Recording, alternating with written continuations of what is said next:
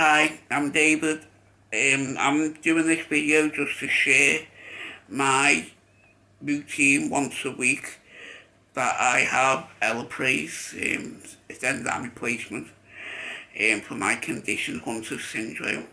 And now before every infusion I've got to have pre-meds to counteract the possible reaction that I could have. So I have citrazine and paracetamol. So after, so now I go up and have a shower because we found that my body needs to be kind of circulated and blood being pumped around the body after waking up and stuff, so which helps my mum when she accesses the port.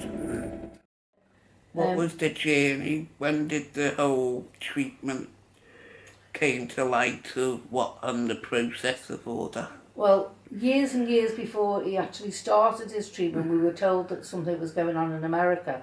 David did offer to go to America with one of his friends, Colin, but that was refused by Ed Drake because he didn't want them being used as guinea pigs. It eventually came over the UK when David was 15. He did other studies first. He did like a history study. Then he did what we called this urine test for the gags. In the January, quite a few years ago now, he was 15, so he's now 32. So 17 years ago, he started on the trial. When everything came about that the treatment was happening, it was just like, I was so young, so we were only about 15 or 13, 12 when the ball rolling with all the history trials and other stuff that we got told, oh, if you go on this, you'll get onto this, and you go on that, you get onto... So it always led to something. So when the first day of infusion happened, it was like a whirlwind. It was just... because it just gave us hope. The first day it was just crazy. It was more emotional for the parents because obviously they've seen us go through so much and being told that their boys aren't gonna live. I'm 32 now. I've been on the treatment for 17 years because I was the lucky one that I was on it when it was a double blind. And it's keeping me life on an even plateau. So I'm not getting any worse, I'm not getting any better now. I just live life, do what I can do and keep taking this as long as I can and get through it.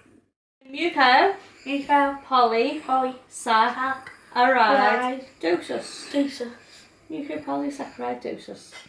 Well, before the treatment, you kind of surpassed all the milestones that were given to us. So we didn't really have any expectations. We were writing the book.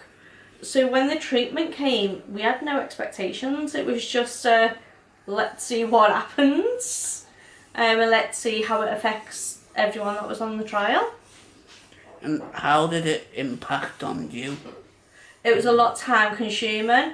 We was having to travel to Manchester, and obviously I took yours for the first bit because I was working nights at the time. So it was only Manchester. Don't think it's going to take that long, but when you're going in rush hour, it takes double the amount of time. And then it's obviously time around the hospital, waiting for you all to get on, for all your ops to be done, and then just at the end, then having to travel home. So it was a lot of having to plan and making sure that things were done around them hospital visits. And how did you feel when you was going to a hospital? I was okay because it was just the normal really, because we were on history trials, so we were constantly back and forth at the hospital, and so all the boys that was on it we got to know then anyway, so it wasn't really too much of a difference. The only difference was I was getting stabbed with a needle in my arm, and which got a bit hairier sometimes because I think the maximum was about 11 tries he tried. But yeah, no, it was okay. So every single week for 3 years we went. The actual trial was 2 years, and we went every week. We got picked up after a while in a taxi. So we used to go every week, and David would react. So he had to have steroids and antihistamines. A few times they had to give him adrenaline by intravenously because he'd reacted that bad. We didn't know, it was a double-blind trial, we didn't know if he was on placebo, the drug, or drug and placebo. We didn't know this. After 2 years it was decided then, on David's suggestion, that we had home treatment. So they found a healthcare provider who won the contract, and they were discussing David going home first as he's having a huge reaction outside on the ward. And basically he was actually the last one out. They employed Paul, the male nurse, because David felt more comfortable with that. And the first week at home everything went okay. They used to access his veins and stuff. After a while that became quite difficult because they kept collapsing. He was always a problem. Even Ed Wraith had problems sometimes. I think the most we got was 11 tries. Tried his feet, they did everything. But we're here now. We've now got a port. I've learned how to do it, and I'm blessed to still have him here. We've been through a long journey, and he makes the best of his life, as you all know. So what has been the benefits of me being on the enzyme? What have you found that helped me a lot? I'd say you've got more energy, but you haven't really got energy. It's just you're able to get up and do things and move around, albeit slowly, but that could be an age thing, nothing to do with the actual condition. Obviously, mentally you're still all there. But yeah, it's just give you a quality of life that you wouldn't have had prior to the treatment. So before David has his treatment on a Monday, is he usually grumpy on the Sunday? Not all the time, only if we are paranoid him. Only if we annoy him? Yeah, like yesterday. You do have a short fuse the day before treatment. After so many months we've started to see changes. With David, his first change was his hair. It became very soft, which it was it was quite hard, his hair.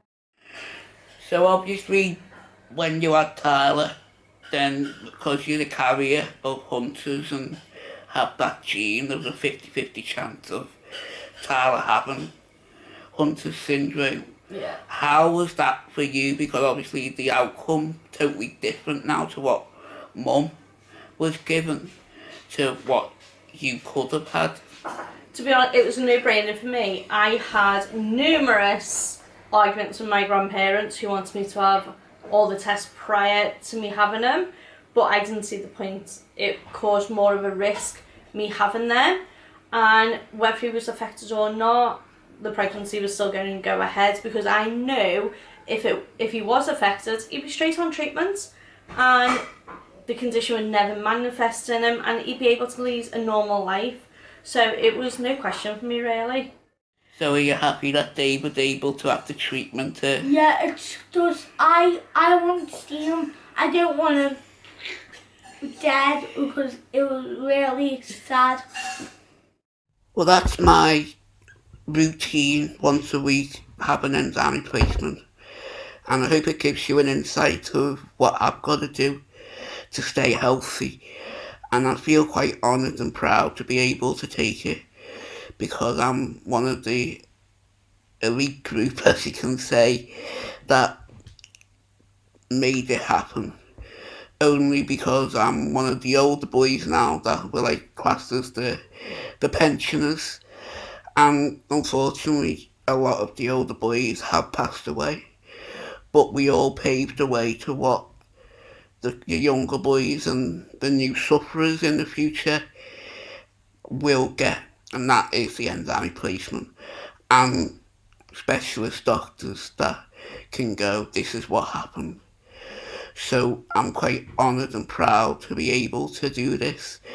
And I wanted this to be an educational and informative video so you can be involved in what I live with. Thank you for watching. Bye.